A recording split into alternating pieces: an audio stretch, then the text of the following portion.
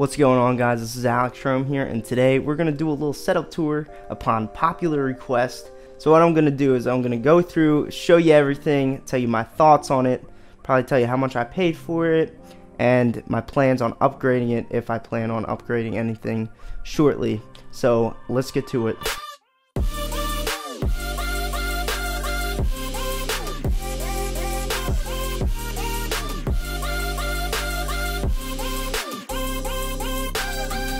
So my monitors are a pair of KRK Rocket 6s and some M Audio BX8s. Those are unported 8-inch subwoofers, and these are ported, as you can see down here, 6-inch subwoofers. These have some EQing on the back with high, mids, and lows, high, mid, and low knobs, so you can adjust the bands right out of the speaker.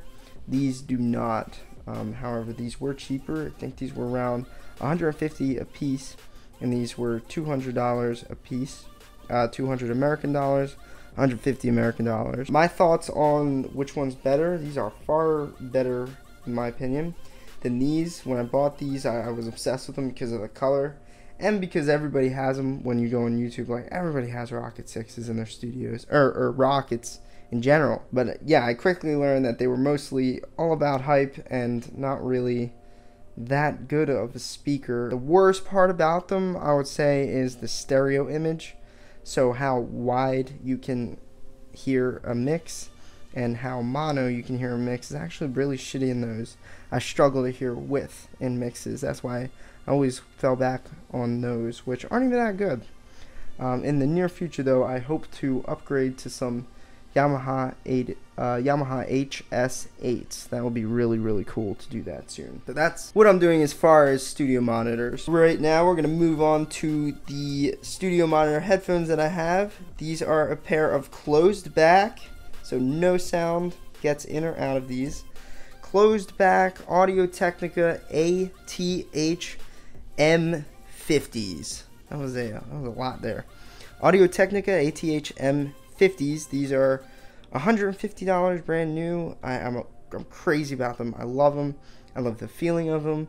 I love the sound out of them. It's just so good for the price, I think. It's literally all you need. I love them. But if I were to critique one part of these headphones, I would say the high frequencies are a little dull, but I mean, they're $150. I really can't argue with that. My microphones are a couple of Audio Technicas as well. This is an Audio Technica AT2020. That is my older microphone, and this is my newer microphone up here. This is an AT4050. So as far as my microphones go, this microphone was $100, and the quality was pretty perfect for that price. It's not the USB version. They do make a USB power version of this, but I was running this through this right here. This is a Focusrite Scarlett 2i2. However, recently I upgraded to the AT4050. This is a $700 microphone here, and I also upgraded this at the same time to the Focusrite Clarett 2 Pre. I got it mainly because of the preamp that is built into it. It's actually got 2 preamps built into it, and it also can support high performance microphones like this AT4050.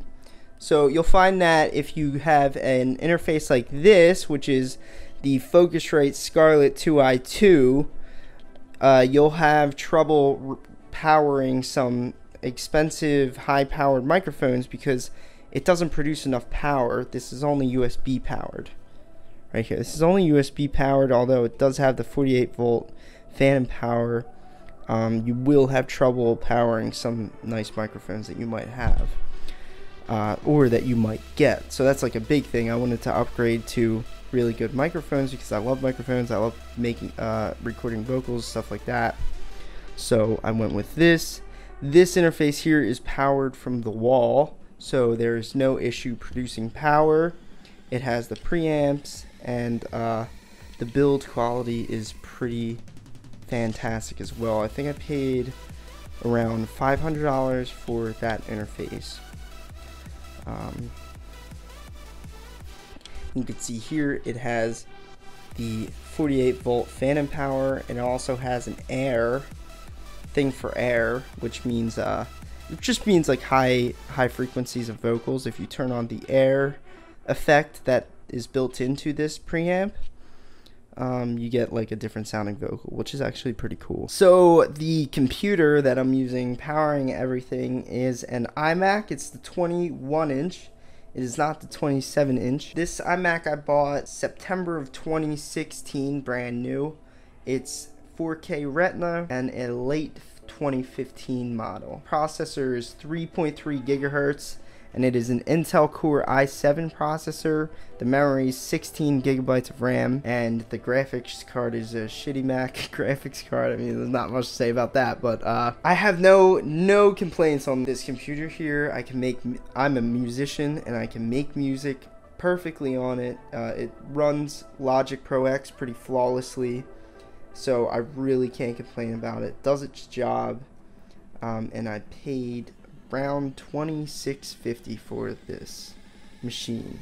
So that is my iMac, and yeah, I like it. I really have no issues with it. So now I'm going to talk to you about my controller here, my MIDI controller. This is a Samson Graphite 49, so there's 49 keys on it, and it's a cheap controller. I mean, I don't play the piano, I can't even play it. I do know how to mess around, make an occasional melody sometimes on this keyboard, but I don't use it. It's definitely not something I would use live ever, because the quality of the it's just not that something you would use live. You would want something, you know, a lot better than this. You'd want to spend more money than the $200 I spent on this. It's either I spent $200 or $150. I don't know. I bought it a while ago, but for a guy at his desk in his bedroom studio, I mean, it's perfectly fine. Does everything I need it to do. My keyboard is just the regular keyboard that comes with the iMac when you buy a brand new iMac. This here is a trackpad, the Magic trackpad. I don't use a mouse when I'm making music. I can't use a mouse. My workflow is just absolutely horrible. So I use this trackpad. I've never used a mouse, and I have no complaints with it. It's just pretty awesome making music with it. This desk, this is a good old $20 desk from IKEA, and it does what I need it to do, but it is getting too small. It is just way too small. Hopefully upgrading to a studio quality desk soon, but that is not happening yet, so I have to deal with this thing. Alright, so there you go, guys. I hope you enjoyed the little tour there. It's not much, I know, but it gets the job done, and I can make a banger with it. So if you enjoyed this video, go ahead, leave a thumbs up, subscribe to my channel. I really appreciate that. Go follow my Instagram as well. I'd really appreciate that too. It is Alex Rome Sound, at Alex Rome Sound on Instagram. And stay tuned for more awesome stuff. Peace out, guys.